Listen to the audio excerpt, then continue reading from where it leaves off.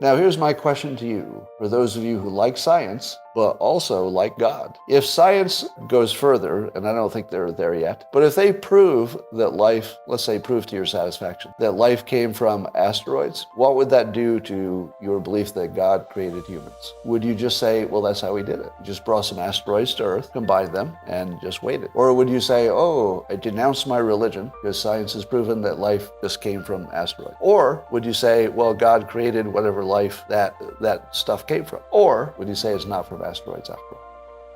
All right, Scott, I'm one of those guys who loves God and science. I have a huge passion for teaching scientific principles, and I think that it's great for society. I also love teaching about God and the Bible and how incredible that book is. And one of the things that I've learned from you and watching you for so long is the only science that I trust is engineering.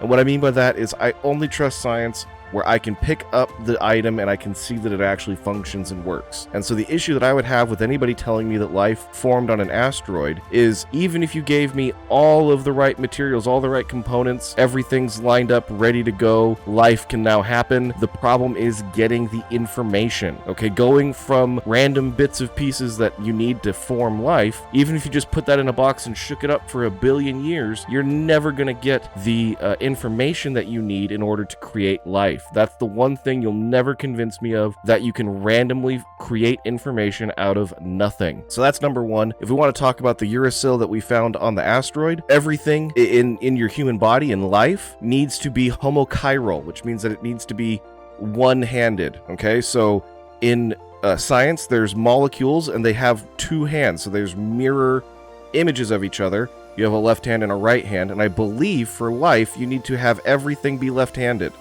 And there isn't a natural process that would allow for everything there to be left-handed. And you have one little particle of right-handedness that gets mixed in there, and it completely screws up that whole batch of, in this case, RNA.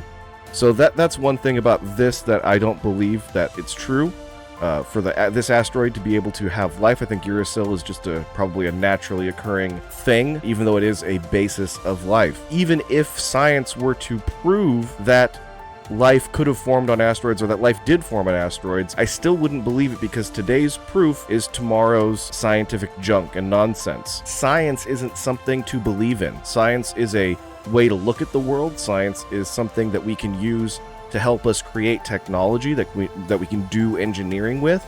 But that's the only science that I trust, is science that I'm actually seeing working and I can have in my own hands, or that I put my faith and my trust in when I go into a building. I believe that science, that engineering. I hope that you have a wonderful day. I really appreciate the daily conversations that you have with us as your viewers. And yeah, thanks for doing what you do.